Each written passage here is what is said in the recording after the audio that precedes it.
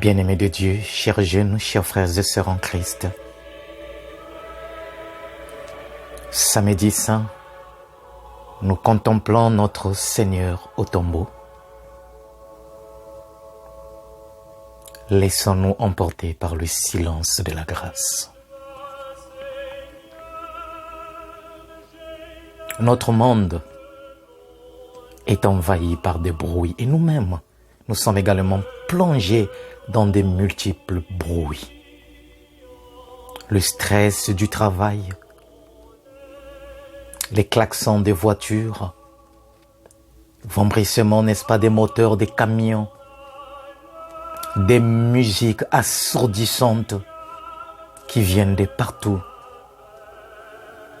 Il nous manque quelquefois le temps et le moment de faire silence pour pouvoir nous regarder nous-mêmes, regarder notre vie et laisser que notre être intérieur nous parle.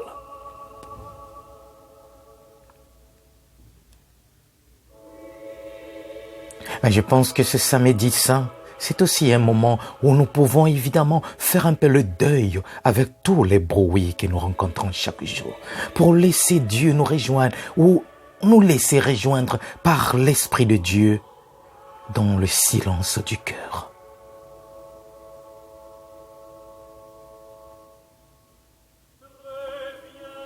Bien-aimés de Dieu, je voudrais proposer, n'est-ce pas, à chacun de nous une petite piste qui peut nous aider à vivre ce moment de silence, ce moment de méditation avec notre Seigneur. Nous pouvons reprendre les textes bibliques qui nous ont accompagnés durant effectivement cette semaine sainte ou encore durant tous ces temps de carême.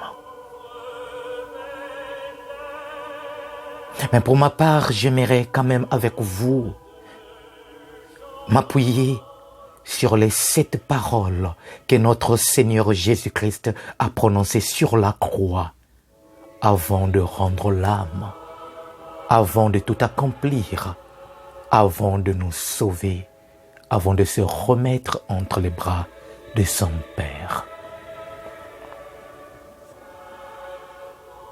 La première parole, nous la trouvons effectivement dans Luc chapitre 23, verset 34. Père, pardonne-leur, car ils ne savent pas ce qu'ils font. À travers cette parole, bien-aimés de Dieu, nous avons là une prière du Christ. Le Christ crucifié sur la croix prie son Père. Il demande à Dieu de nous pardonner. Car chaque fois qu'évidemment, il nous arrive de nous éloigner de l'amour de Dieu, de ne pas communiquer cet amour autour de nous, nous également, nous crucifions Jésus. Alors, il nous dit une fois de plus, mon fils, ma fille, je suis là à côté. J'ai prié le Père afin qu'il te pardonne.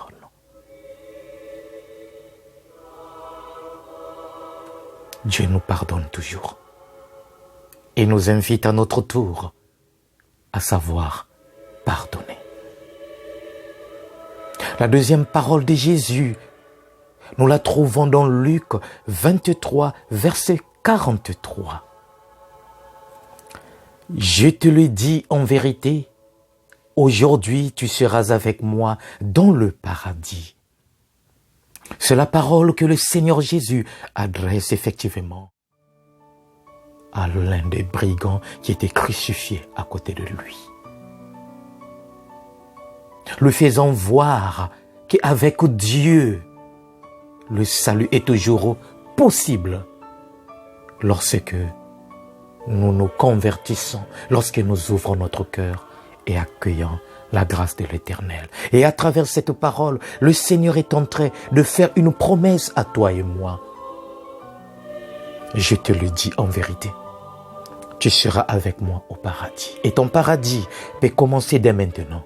Ton paradis peut commencer autour de toi. Ton paradis peut commencer là où tu es, en ouvrant tout simplement ton cœur et en laissant la grâce de l'Éternel te pénétrer dans le silence.